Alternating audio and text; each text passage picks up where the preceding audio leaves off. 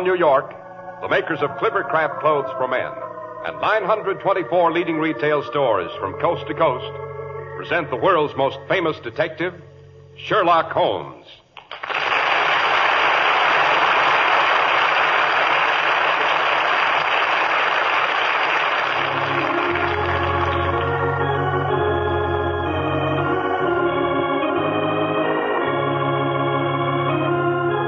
Our stories are based upon the character of Sherlock Holmes, created by Sir Arthur Conan Doyle. Sherlock Holmes is portrayed by John Stanley, Dr. Watson by Alfred Shirley, and the dramatizations are by Edith Meiser.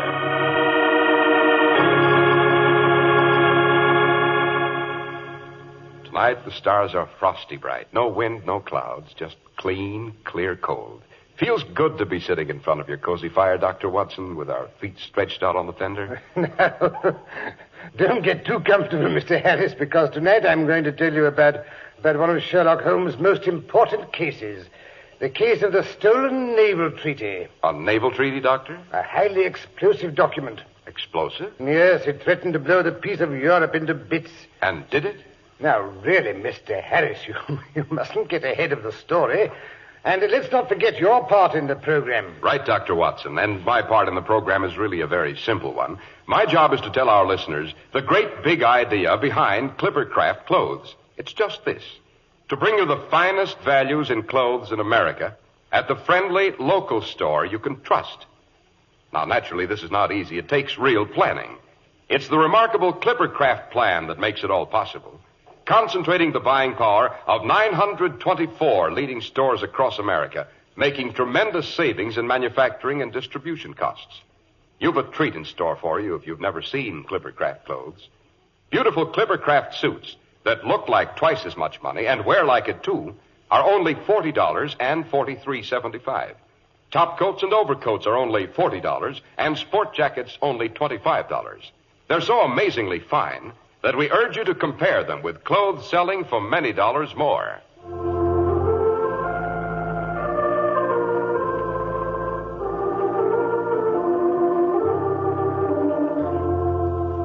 And now, Dr. Watson, how about that stolen naval treaty? Yes, let's see.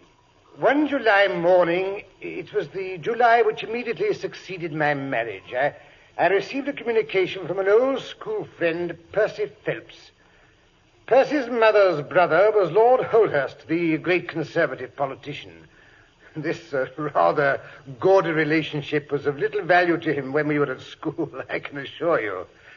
However, the letter seemed to be fairly urgent, so I hurried around to Baker Street.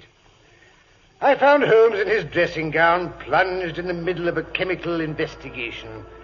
A large curved retort was boiling furiously in the bluish flame of a Bunsen burner. Seeing the look of concentration on Holmes' face, I seated myself in my old armchair and waited, hardly daring to breathe.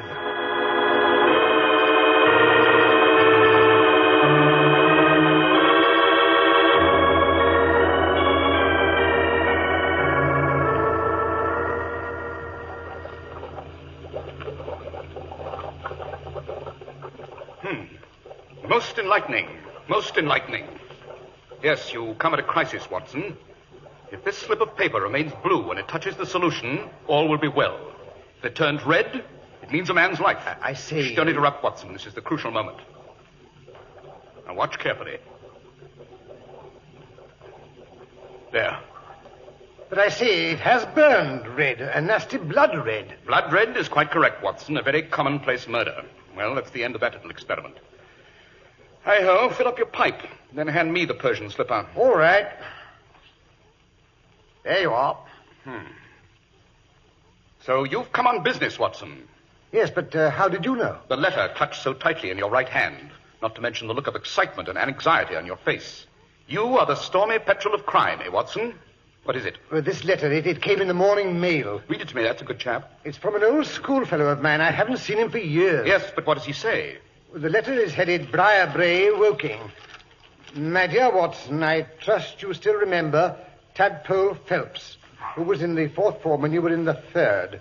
You may even have heard that through my uncle's influence I obtained a good appointment at the Foreign Office where I was in a situation of trust until a horrible misfortune suddenly blasted my career.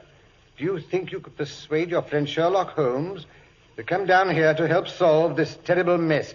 Assure him that the only reason I have not asked his advice sooner was because I have been completely off my head for 9 weeks. I am still so weak that I have to write by dictating, as you see. Your old schoolfellow, Percy Phelps. Let me see that letter. Doesn't tell us very much, does it? Oh, hardly anything. Yet the writing is of interest. But it's not his own. Precisely. It's a woman's. But it looks like a man's. No, it's a woman's, and a woman of unusually strong character. It's always interesting to know that your client is in close contact with someone who, for good or evil, has an exceptional nature. Yes, my interest is already awakened in the matter. Then you will take the case? The next train for Woking leaves in exactly 43 minutes. Hurry, Watson, or we shall miss it.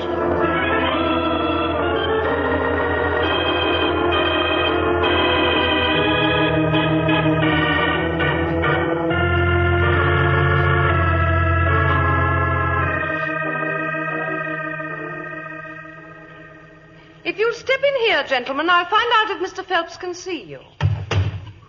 Dear, dear. The old place hasn't changed since the days when I used to visit here on my vacations. Makes me feel quite young again. Ah, Sherlock Holmes, I perceive. And Dr. Watson, too, I presume. So glad you could come. Percy's been inquiring for you all morning. Poor chap. He clings to any straw. My dear man, I may look as thin as a straw, but I promise you I have more weight, mentally. I perceive you yourself are not a member of the family. Oh, dear me. How did you know? The monogram on the pocket of your blazer, J.H. Oh, of course, of course. For a moment, I thought you had done something clever. My name is Harrison, Joseph Harrison. Percy is engaged to marry my sister Annie. So I shall soon be a relation, by marriage at any rate. My sister is with him now. She's nursed him hand and foot during these trying 2 months. Soothing his fevered brow, eh, lucky fellow? Yes. You'll find them in his room. My room, rather. At least it used to be my room, until he came home after the catastrophe and collapsed. They couldn't carry him upstairs. He was in such a state, so they took him into my room. Well, we'd better go in at once. I know how impatient he is to see you. Yes, this conversation is delightful, but after all, we did come to see Mr. Phelps. Oh, yes. Quite so. Come this way. It's in this wing, next to the dining room, you see. This is the door. I'll leave you here. You can come in if you like. Oh, no, thank you, no. Invalids are always depressing, and with this misfortune hanging over his head... Oh, poor fellow. Very well. Come in.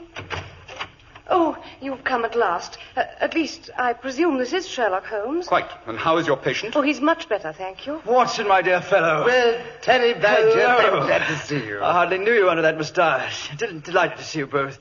Oh, this is my fiancée, Miss Harrison. Please, sit down. Shall I leave, Percy? Oh, no, don't go, Annie. If you don't mind, Mr. Holmes. Not at all. I feel much steadier when she's here. Quite. And now, Mr. Phelps. Well, you see, Mr. Holmes, it's like this. I was a happy and successful man, on the eve of being married, and then this dreadful misfortune wrecked my life. I'm a broken man, my honor gone, I'm ruined, I tell you. Percy, please, you'll make yourself ill again. I'm sorry, Annie. Perhaps you'd better just tell us the facts as quietly as you can. Yes, of course, Mr. Holmes. I was, as Watson may have told you, in the Foreign Office, in a responsible position. My uncle, Lord Holdhurst, is the Foreign Minister, you know. Well, nearly 8 years ago, weeks rather, the 23rd of May to be exact, he called me into his private room and informed me that he had a commission of trust for me to execute.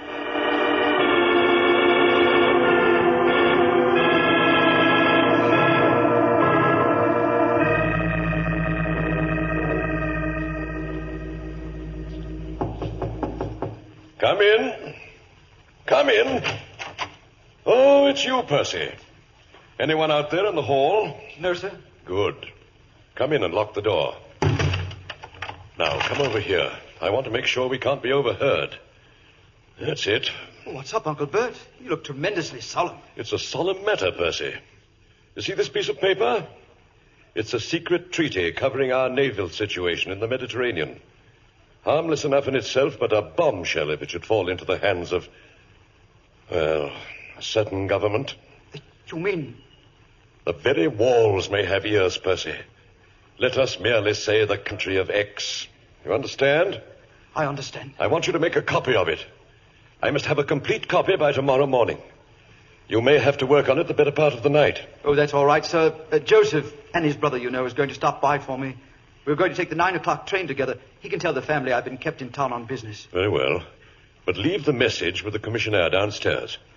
I don't want anyone in your room when you're copying that document. Very good, sir. When you've finished, you can put the document and the copy in my safe. You know the combination, I believe? Certainly. That's all, Percy. But don't forget, you hold the peace of Europe in your hands. I won't forget. Good night, Uncle Bert. Good night. Well, looks as though I'll have to make a night of it.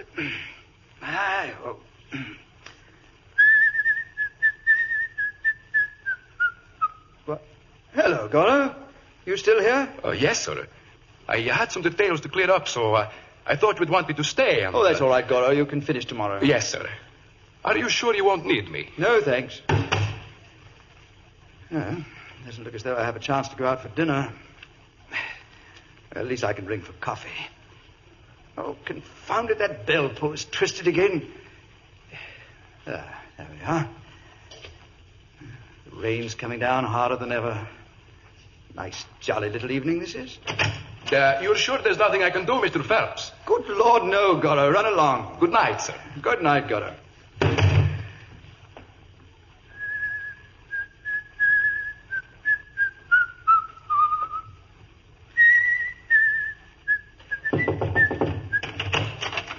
Hello. Who in thunder are you? I'm the commissioner's wife, sir. What's more, I'm the char lady around here. The char lady? Oh, I see. I don't believe I've ever had the pleasure of making your acquaintance before. No, sir, that you haven't. If you mean what I think you do. Oh, would you inquire if your esteemed spouse would spare me a cup of the excellent coffee he keeps hot for any pay slaves of the Empire who are obliged to work at night? You mean Herbie should bring you up a cup of coffee? Yes, please. I'll see what I can do about it. Yes, use your influence. Well, now, let's have a look at that treaty. Great Britain, a triple alliance. Yes. French fleet, complete ascendancy.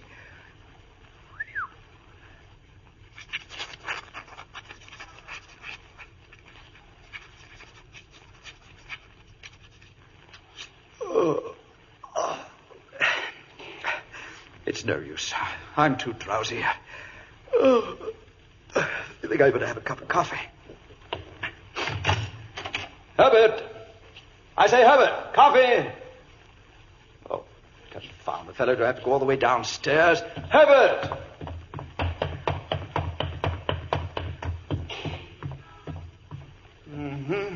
Fast asleep.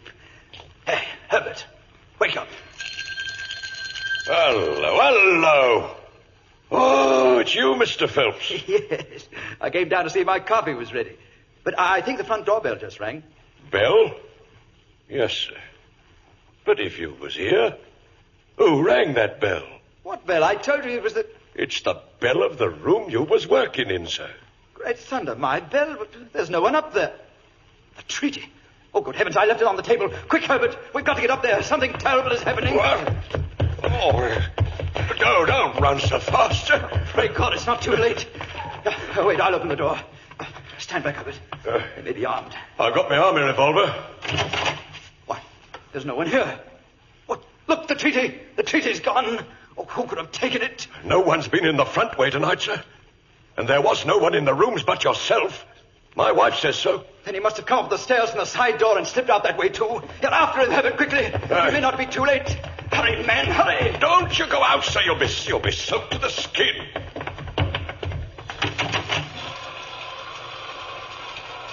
There's a policeman on the corner. Maybe he's seen something. I say, Bobby. Yes, sir. There's been a robbery in the Foreign Office. Has anyone passed this way? Been standing here a quarter of an hour, sir, and only one living soul's passed in that time. Who was it? A tall old lady in a paisley shawl. She seemed in a hurry. Well, that was my wife. Which way did she go? You're just wasting your time, sir, and every minute is of importance. Yes, all right. We'll go back and phone Scotland Yard. Oh, this is terrible, Herbert, terrible. We're ruined. Never you mind, sir. You'll lose your post, perhaps. But they can't do nothing so dreadful to you. It's not myself I'm thinking of. It's England.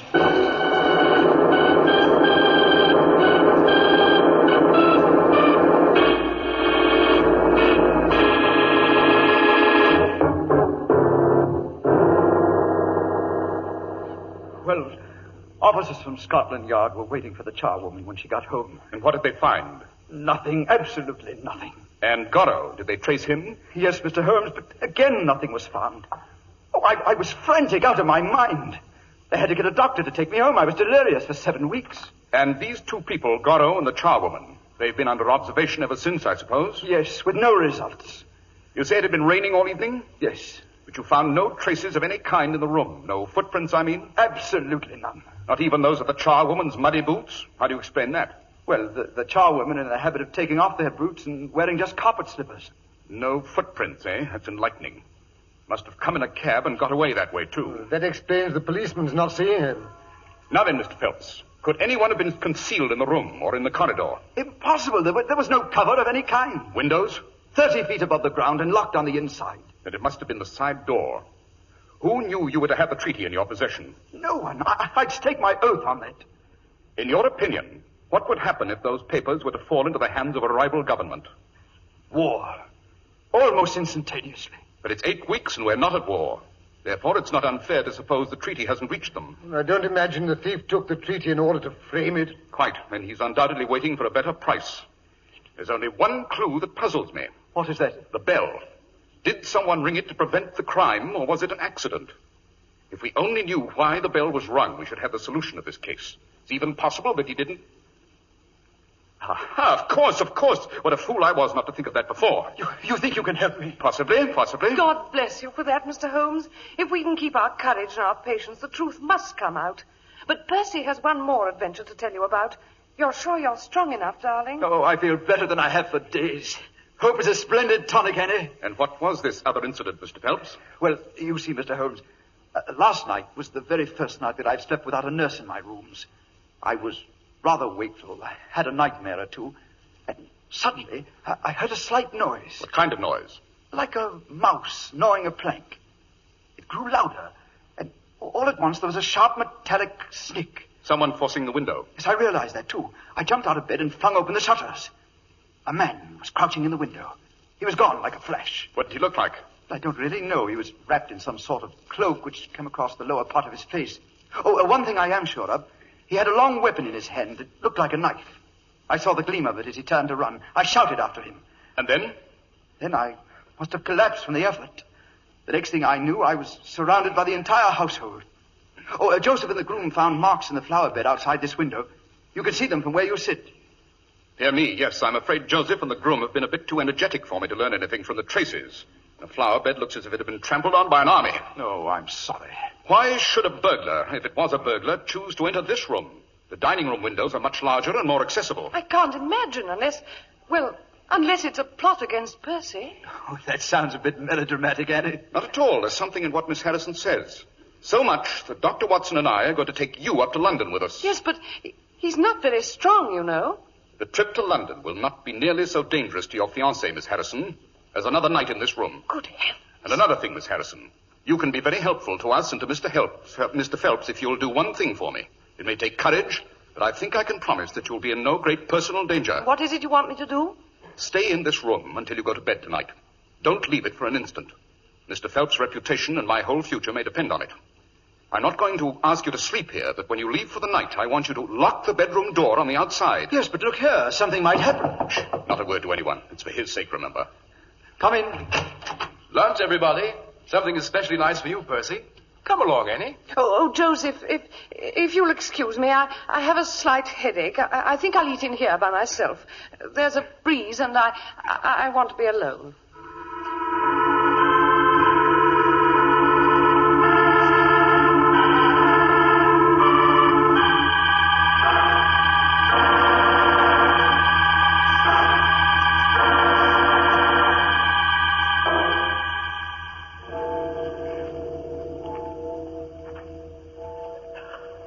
I can't say I enjoy cross-country walks in the middle of the night, Watson. I thought we were going back to London.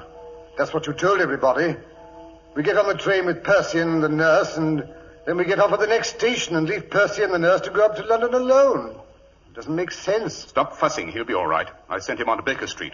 With any luck, we should be there ourselves in time to have breakfast with him. Yes, but why sneak back to Briarbrae like this? Not so loud. There's the house now. You can see its gables in the moonlight.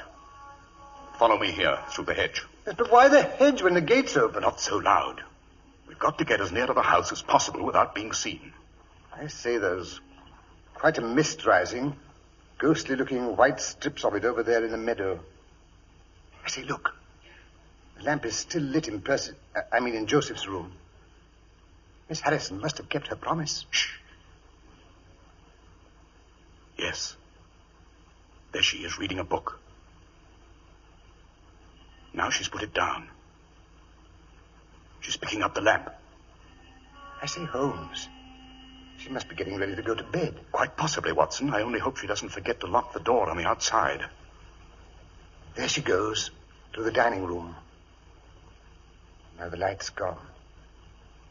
I say, the mists are creeping up from the meadow, aren't they? If only the thief doesn't wait until they blanket the house. Look, the service door is opening. Excellent. I didn't think he'd wait very long. Here he comes out into the moonlight. He's wearing a long black cape. You can't see his face. He's forcing the window. He's got it open. He's climbing over the sill. We must get closer so we can see. I see he's lighting the candles on the mantel. Look, he's pulling back the rug. In the floor, I thought so. He's lifting up a board.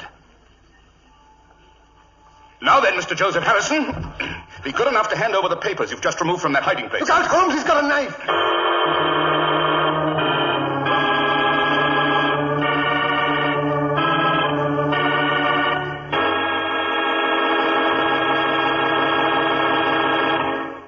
You really have to see Clippercraft clothes to know their excellence. And it's easy enough to see them right at your own local independent store. You have to see them because such superlatively fine quality, sold at such low prices, amazes even the experts. Suits are only $40 and $43.75. Top coats and overcoats are only $40, and sport jackets only $25. The fit is beautiful, the woolens are long-wearing, the tailoring is really superb. The famous Clippercraft plan makes this sheer magic possible, concentrating the buying power of 924 leading stores across the nation, giving you the savings from this group buying at the store you trust. Selling expensive clothes at inexpensive low prices at the nation's finest independent stores is the great big idea behind the Clippercraft plan. That's why men who know insist on Clippercraft clothes. So be sure to visit the Clippercraft store in your city. The leading stores in the metropolitan area that bring you Clippercraft clothes are Saks 34th, Broadway at 34th Street, Manhattan, Abraham & Straus, Brooklyn, the Boulevard Men's Shop, Kresge, Newark, New Jersey, and the B&B Clothes Shop, 16408 Jamaica Avenue, Jamaica. These great, courteous, and friendly stores are proud to add their names to that of Clippercraft in the label of your suit, top coat, sports jacket, and overcoat.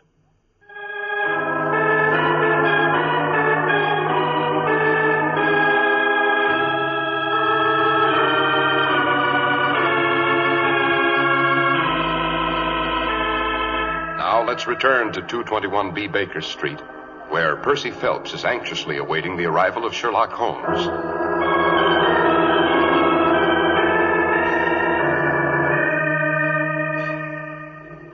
But it's almost 9 now, Mrs. Hudson, and Holmes said they'd be here for breakfast at 9. Now, don't you worry, Mr. Phelps. If he says he'll be here for breakfast, he'll be here. It's when he don't say, that's when you don't know whether it'll be breakfast or supper he'll be wanting next. What did I tell you? Here they are now, driving up in a handsome cab.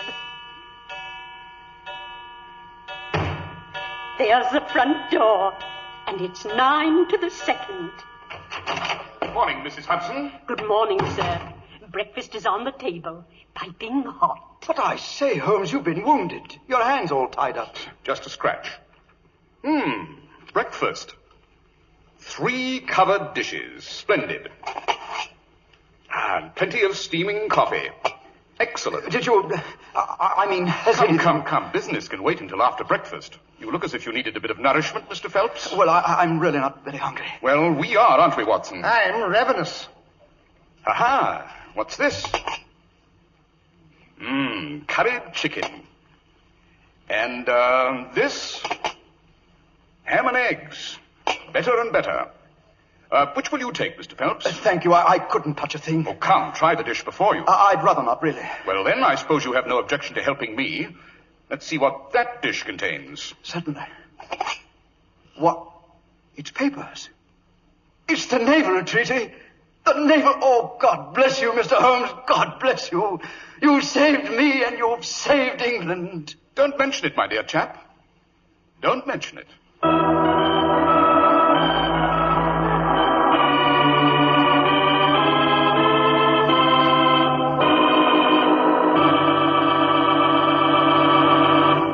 But when did Holmes first begin to suspect this Harrison fellow, Dr. Watson? When he heard that Percy was expecting him to stop by for him, Mr. Harris, I'm afraid Joseph's character was blacker than one would judge from his appearance. We learned later that he had lost heavily in dabbling in stocks. And he thought he could turn the treaty into money. Yes. Besides, no one but Joseph could be so anxious to get into that bedroom because no one but Joseph could have concealed anything there. Also, the attempt was made the first night the nurse was out of the way. Therefore, the intruder was well acquainted with the house. But the bell, Dr. Watson, why was that so significant? Well, Mr. Harris, it showed that the thief had not come there to Percy's office to steal the papers. He came for another reason, by appointment, as we know. He rang the bell and then happened to see the papers. Dr. Watson, was he convicted? No, the case was never brought to court. It would have been too ticklish a position for the Foreign Office. He was advised, however, to get out of the country and stay out. And did Percy marry the sister doctor? He did. And to this day, I don't believe she knows why her brother never returns to England. My, that was an exciting case, Dr. Watson. And now, what story are we to have next week? Well, let me see. Next week, I think I'll tell about the Cornish horror, or the cradle that rocked itself. The cradle that rocked itself? Yes, Mr. Harris, the rocking cradle was supposed to indicate that someone in the Trevining household was about to die. As a matter of fact, there were 2 deaths, and another that Holmes... Well, suppose I leave that till next week, eh?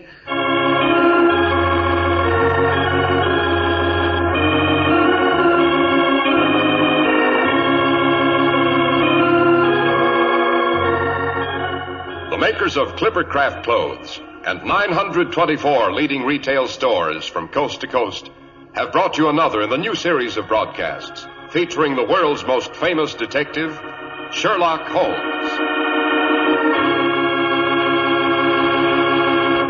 Sherlock Holmes is produced and directed by Basil Lochran, with special music by Albert Berman.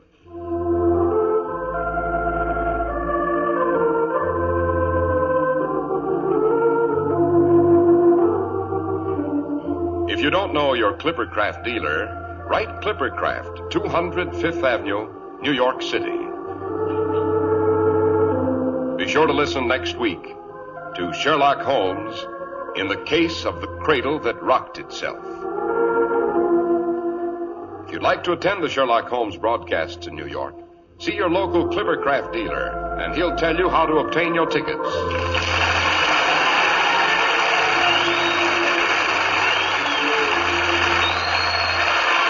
Speaking for Clippercraft Clothes. This is the world's largest network, serving more than 450 radio stations.